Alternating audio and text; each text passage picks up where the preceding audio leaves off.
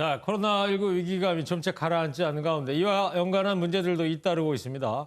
코로나19 예방에 효과가 있다고 과장 허위 광고를 했다가 기업들이 무더기로 혼쭐이 나기도 하고요.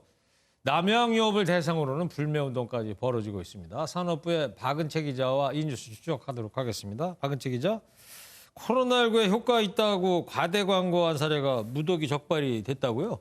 네, 식약처가 지난해 1월부터 지난달까지 식품 건강기능식품 사이트를 집중적으로 점검했습니다. 그 결과 코로나19 관련 허위 과대 광고가 1,031건을 적발됐습니다.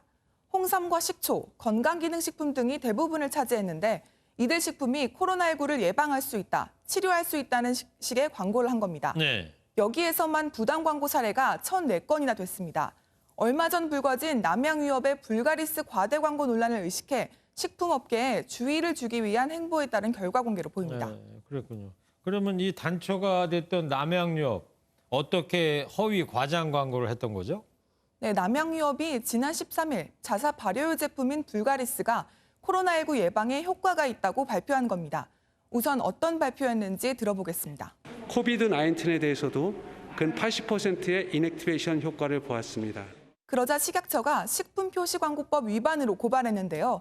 현행법상 식품을 질병 예방, 치료 효과가 있는 것처럼 광고하는 건 불법인데 남양유업이 불가리스를 이런 효능이 있는 것처럼 광고했다는 겁니다. 네, 그러니까 식약처에 의해서 이제 남양유업이 고발당한 거예요? 그럼 남양유업 앞으로 어떻게 되는 겁니까? 식약처 판단대로 남양유업이 식품표시광고법을 위반하는 것이라면 영업정지 2개월에 10년 이하 징역을 받게 됩니다. 형사처벌을 받게 되는 거죠. 네. 다만 남양이 학술 행사를 열고 보도자료를 낸 것이 법에서 규정하는 광고인지는 논란이 있습니다. 전문가의 말 들어보겠습니다. 보도자료를 배포한 건 맞지만 그 보도자료를 읽고서 기사를 쓴 거는 기자들이 하는 일이고요. 그리고 그 기사 내용은 기자들의 사상이기 때문에 광고에 해당되기는 어렵다고 생각합니다. 결국은 재판이 진행되면 무죄를 받을 확률이 크지 않을까. 자, 무죄로 나올 확률이 높다 그러는데 만약에 이 영업정지 처분을 받는다. 그러면 어떻게 되는 거예요? 만약 영업정지 처분이 내려지면 한동안 불가리스를 못 먹게 될 가능성도 있습니다. 네, 그렇군요. 자, 어찌됐건 이 일련의 사건 때문에 이 주식시장에서 주가가 또 출렁이지 않았습니까? 네, 그렇습니다. 지난 13일 불가리스가 코로나19 억제에 효과가 있다고 발표가 나오고 주가가 10% 가까이 올랐습니다.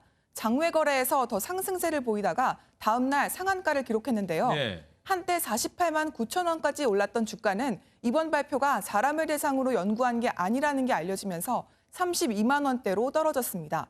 개미 투자자들이 60억 원 넘게 투자했는데 난리가 났죠.